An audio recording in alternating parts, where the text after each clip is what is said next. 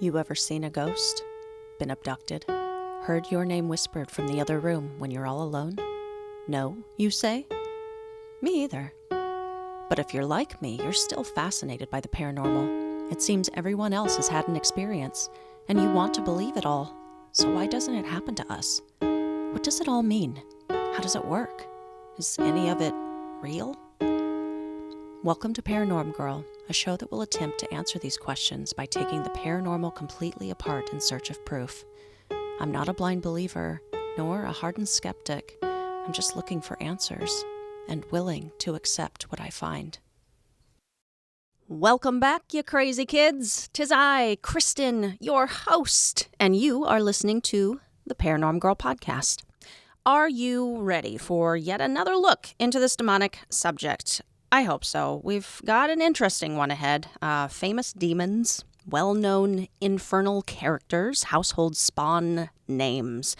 We'll be touching on some more well-known characters like the Succubi, the Incubi, Krampus, BEK even, before diving into some more specific players, names you've never heard before. And also maybe names you have heard and totally think you know who they are, but you would be totally wrong. I was pretty impressed with how quickly this one tried to get away from me because I just kept wanting to add more and more names the more I discovered. I get way too excited about this stuff. Anyway, we will get into it all momentarily. But first, we are going to plug our nearest and dearest sponsor, my rental company out of Pullman, Washington. They are truly lovely, lovely people. I personally know these guys, and they are so easy to work with. They are Pullman's go-to for high-quality rental properties. If you're looking, give them a call, 509-338-4653. My rental company, your property is our priority. Okay. We've got a lot of info to digest in this one. It's fun info, but it's a lot. So let's go. To begin, on today's show, we will be taking a close look at some types and subclasses of demons. We'll touch on just a couple of well-known, more modern demons and concepts. And heads up, in the final part of this lesson, we will be saying these entities' actual names out loud. So if any of that makes you queasy, turn back now. There's still time. And if you have no idea what the heck I'm talking about, it's a thing for some people. Just trust me. I also want to address something quickly, and it's something Michelle Belanger speaks a lot more eloquently on in the newest edition of their Dictionary of Demons. But I shall try my best not to stumble through this. While words can have power, and concepts and ideas can have power, there is this strange, lingering, kind of archaic belief that just by saying the names of demons out loud holds some kind of power over you, calls them to you, opens the door for them to steal your immortal soul right out your meat suit. Now, Michelle's book contains over 1,500 names. I'm sure they said more than a couple of them out loud as they wrote it, and during the decades of theological and demonological and historical study that they spent researching this stuff. And Michelle, to date, seems to be doing just fine. I side with them in acknowledging the large amount of fear surrounding this issue. But I, too, am choosing to fight fear with knowledge. I speak a lot on this show about how education is power. Michelle says that faith is more powerful than a name. I say education is more powerful than faith. As we will come to learn, demonologists and exorcists actually use the names of demons to compel the entity, to control it, to expel it. How can that be the case if just by the mere mention of a name, it supposedly controls you? Okay, to start out, I came across an actual detailed out list of different species and subsets of demons. I had no idea someone had gone to the trouble, and I had no idea there were different classes of demonic entities. According to Alfonso de Espina, in the very recent year of our Lord, 1467, in the final installment of a 5-book long series titled Fortalium Fidei, or The Fortress of Faith, he lists out the different demons and what they are all about, so you can be educated and ready to go to battle against them. So, to start out, he lists the Fates, which we might recognize from any Greek mythology courses we may have ever taken in our lives. As you might recall, and as he states, their power is altering destiny. I can't say I would have ever pegged the Fates as demonic, but knowing what I know now about how eager the Catholics may have been at this time to snuff out various mythos and folklores and legends, I can't say I'm shocked.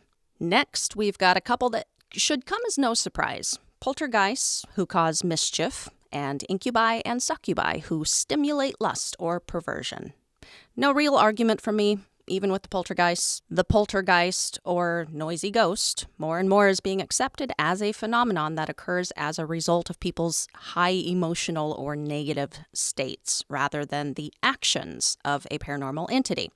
But with how frightening one of these episodes could be, and if the witness of said episode didn't understand what to make of it, I completely get why this would fall under its own demonic title. Next, we have something called the Marching Hordes, as well as familiars.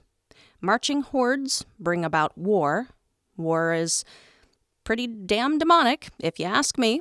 And familiars, who are beings who traditionally assist witches. It personally makes me so uncomfortable linking the concept of demonic with anything witchcraft. I know a fair amount of practitioners, and they are some damn fine people. Familiars being considered demonic is a very archaic belief and should only be considered here for academic purposes, as that is what Espina wrote about. Okay, think we are good to move on from these. The final species is titled nightmares. These are the demons who will disturb your sleep with bad dreams. The old hag, I believe, is wrapped up in this last one. Sometimes it gets a little difficult to differentiate when they're talking about, just a concept or an actual entity. As I mentioned previously with the different iterations of the term demon, I think it's probably pretty circumstantial in our everyday usage of the term. In this case, is the nightmare itself demonic? Or is there an actual entity who causes the nightmare in order to disturb your sleep and wear you down and eventually take over your body and take over your soul? I don't know. The term nightmare itself is derived from Mara, which is a Scandinavian term referring to an actual spirit sent to torment sleepers. Whatever the case, I'm sure Espina would have lumped any of the other nighttime dwelling type entities into this as well. Though I didn't come to the same conclusion, perhaps people at the time experienced the hooded figure and shadow figures and black dogs as beings within this nightmare demon type. Before we move on, I breezed over a demon type because I wanted to take a much closer look at it. The famed Incubus and the Succubus. I do agree with Espina's list here in categorizing them as in and of themselves, not demons, but types of demons. Super strong, sexually charged, rapey type demons, but maybe not all bad according to some, or all that one-sided, as it turns out. Ever heard of spectrophilia? Paraphilia? People who want to get it on with a ghostly presence, you're on deck. This class of demon seems to capture the imagination of the populace and garners, I think, the most interest from the most people. So much so that if you were to type into Google how to summon a succubus or incubus, thousands of threads and how-to videos and informational websites would appear on your page. People are specifically trying to learn how to get them some demon sex. And I'm not judging these people. Truly, live and let live, and to each their own, so it hurts none. Nah, I mean, one man's name in particular might be forever associated with the succubus and the summoning of said nighttime spirit. Erich von Roth is a self-proclaimed master occultist who, about 10 years ago, offered a 7-part course for free detailing out how to summon your very own succubus. He offered this information via his website, summoningsuccubus.com, which, fortunately or unfortunately, depending on how you look at it, it's no longer available.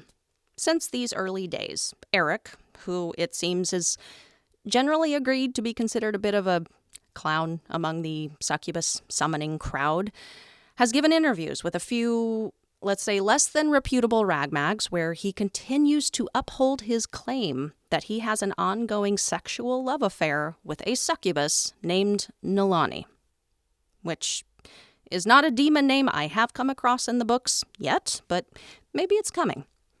Anywho, Mr. von Roth is not alone in his distinct lust for the demonic. Plenty of people all over the world claim to be having these otherworldly relations. Most of the encounters I've come across thus far allude to these folks fully believing to be having sex with ghosts. But it could be argued that these are indeed succubus encounters. In the modern-day concept, a demon isn't the most honest entity. They're probably going to tell you whatever you want to hear, appear however you wish them to appear, and do to you whatever it is that strikes you fancy, right? I think that's the generally agreed-upon concept about them, that they are master liars and manipulators, if that is the line of theologically based rationalizing we wish to follow.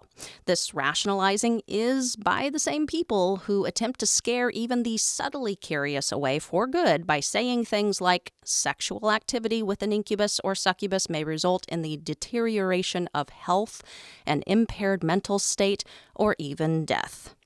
That is straight from the Incubus page on Wikipedia.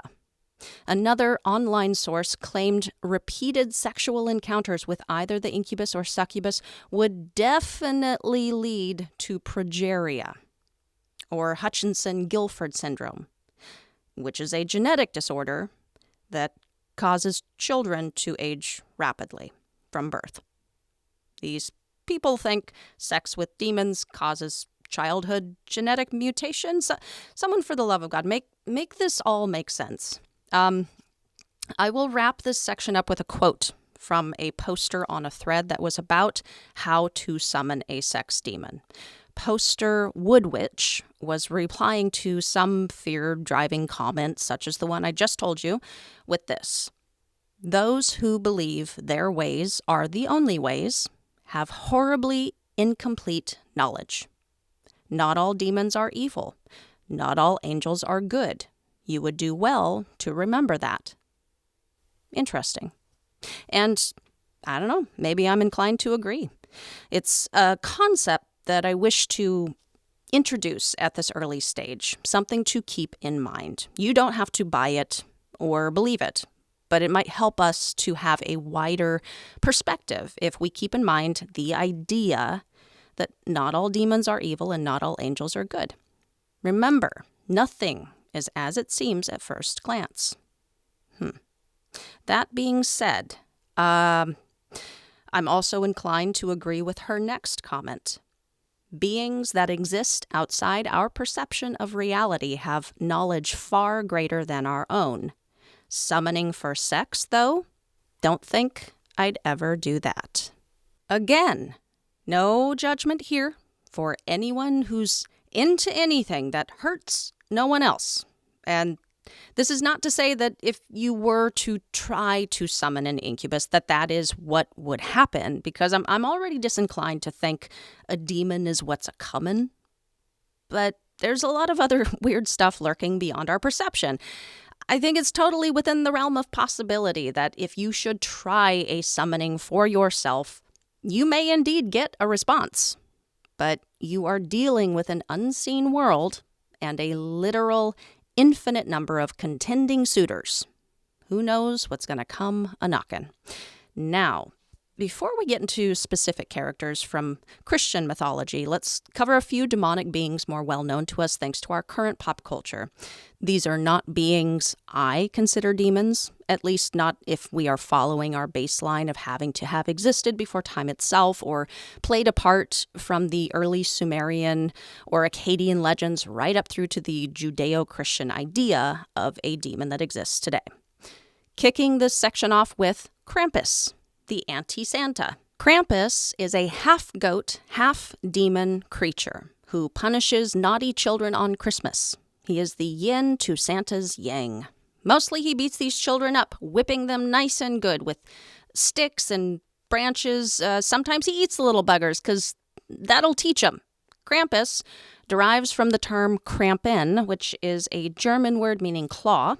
Germany is in fact where it's thought the legend of Krampus originates. According to the legend, he is the son of the Norse god of the underworld. After Christianity started to spread, Krampus began to be associated with Christmas, and it was more or less believed he arrived along with St. Nicholas on December 5th, dispensing with his punishment for the naughties, while Santa dispensed with his treats and presents for all the good little bank account drainers. Next up, a quick run-through of modern-day legends that are often conceived to be demonic in nature. Slenderman. I spoke quite a bit about him in episode 4. My final take on this legend was that Slenderman is a completely fictional character born of the pages of creepypasta, but as I have come to accept, thanks to the power of the human mind, collective consciousness, the existence of the tulpa, the existence of various nightmarish creatures coming at us from the astral and from other dimensions, sure. Slenderman is in the running as a real entity. Is he a demon, though? Not if we are following our Judeo-Christian baseline. The same can be said of the BEK. I think I'd categorize these more so into the cryptid category, along with vampires, who, especially in popular TV shows and movies nowadays, often go hand in hand with the demonic, as if they were one and the same, or at the very least interchangeable. Anyone else notice that? I have nothing official denying that to be the case. Again, just following our baseline. A quick side note on vampires. In our modern-day psychic and paranormal circles, there are a lot of ideas going around regarding what a vampire actually is. And a lot of people, a lot more than you might expect, claim to be one. The author I mentioned before, Michelle Belanger, identifies as one, saying it's more of an energy exchange for them, that they are literally feeding off another's psychic energy, which is a concept that's a pretty short walk from the widely used term in the wider public sphere of energy vampire. The kind of person who walks into a room and just kind of drains everyone around them, the kind of person you generally avoid. But there are very active circles and groups of people identifying as vampires who take on more of that lifestyle, sleeping during the day and taking in part of their nourishment via a human donor's blood.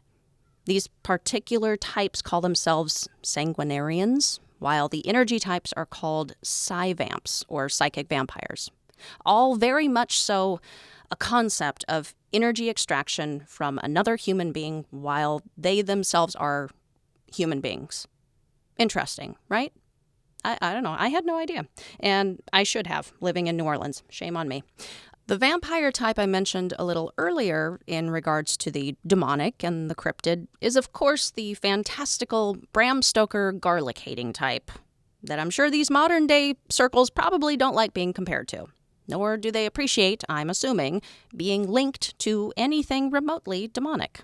Now, I've saved this next one for last. I'm really excited to talk about it because I think it's intriguing, and I've had a personal experience with it. Ever heard of Mama, Momo, Zaza? Surprise! These are all the same entity, and his name is Zozo, the famous Ouija board demon.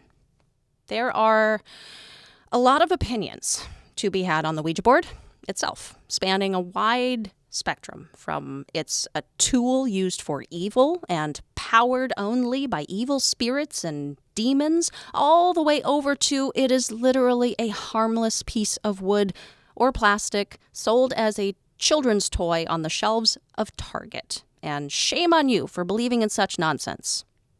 I ride somewhere in the middle on this. I think it can be absolutely harmless fun and completely safe. And I think it can be much deeper than that, have further reaching implications, and cause great relief or great strife in the user's life. I think it all comes down to intention of the user.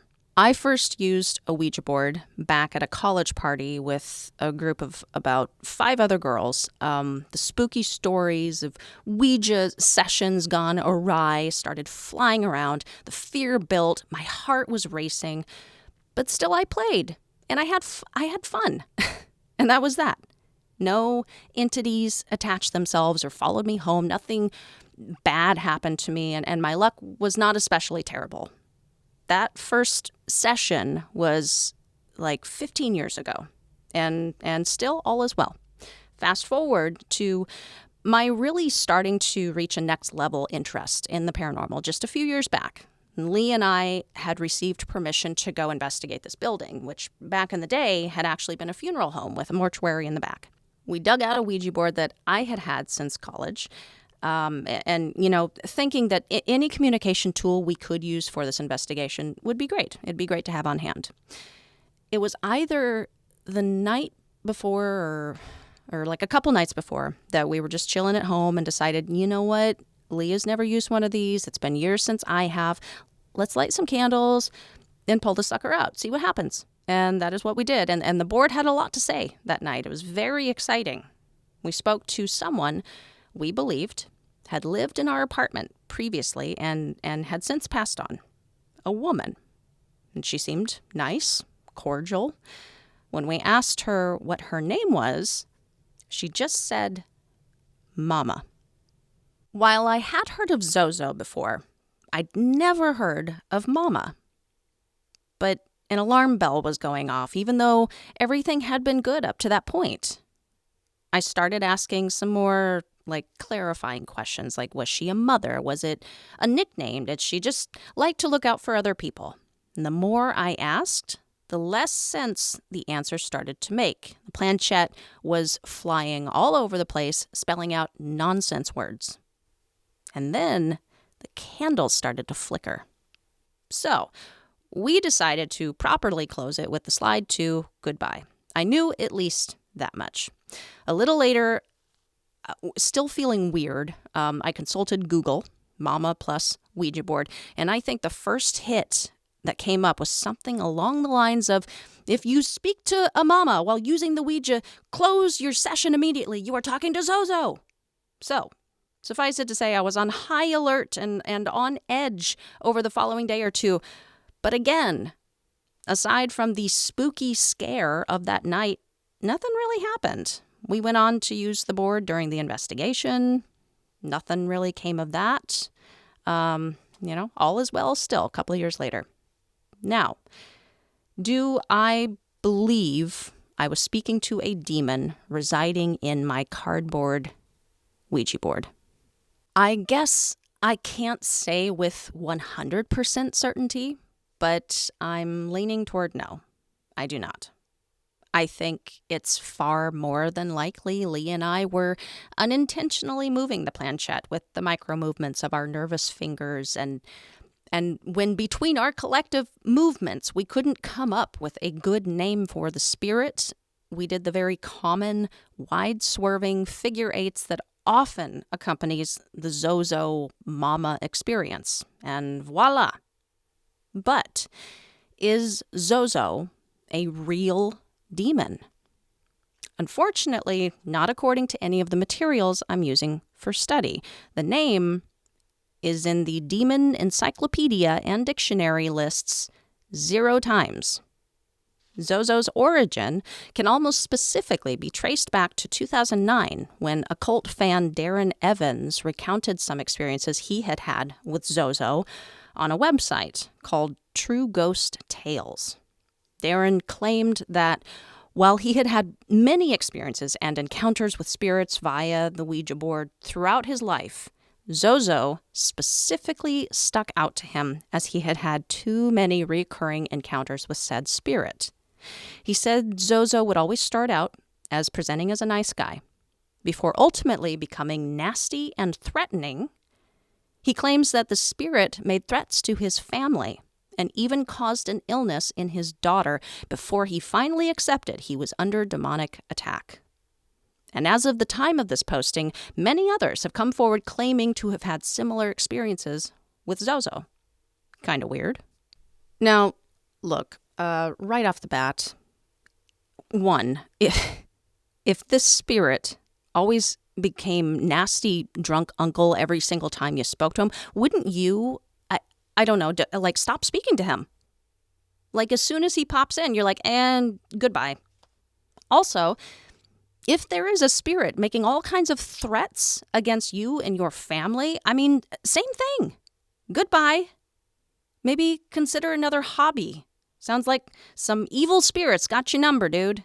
Darren would go on to start a Zozo-based website for people to talk about their experiences. He would get to co-author a book on the phenomenon with Rosemary Ellen Guiley.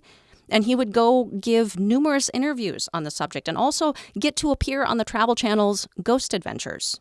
I think I saw that episode, actually. Guilty pleasures, I know. Suffice it to say, with no historical record of a demon named Zozo, not just in my books, but anywhere else that it's not been called into question, or the mention of the name was clearly from a fictionalized account. A lot of folks have called Darren's story into question, understandably concluding it to be a complete fabrication. He has defended his story numerous times in blog posts and interviews, citing examples from historical documents, again, that were found to not be valid, or earlier stories, again, that were fictional. But he's holding fast and hard to his story and his experience. And truth be told, if this is truly his experience, and he believes it 100% to be real, well, for him, it absolutely is. And I'm sure the folks who have contributed their own Zozo experiences on his website feel Zozo is 100% real as well, and a real threat to those who play and their loved ones.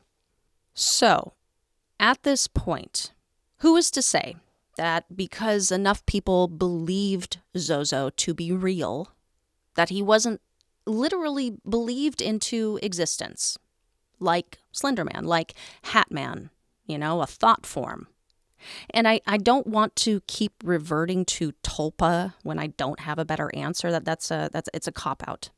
So I guess my mind is open to any possibility. But until I can see better supporting evidence or personal experiences with this that cannot be explained otherwise, I can't buy into Zozo being a real entity, let alone a demon, at this point, because neither my own experience with him nor historical documentation support that.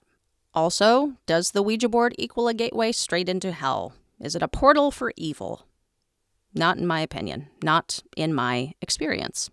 As I was discussing with Alex over at Scrimshaw Lane and the Strange Lakes podcast, he posts some really great paranormal, educational, and historical stuff over on Instagram and also TikTok. Go follow him. We both seem to be in agreement on our approach to Ouija.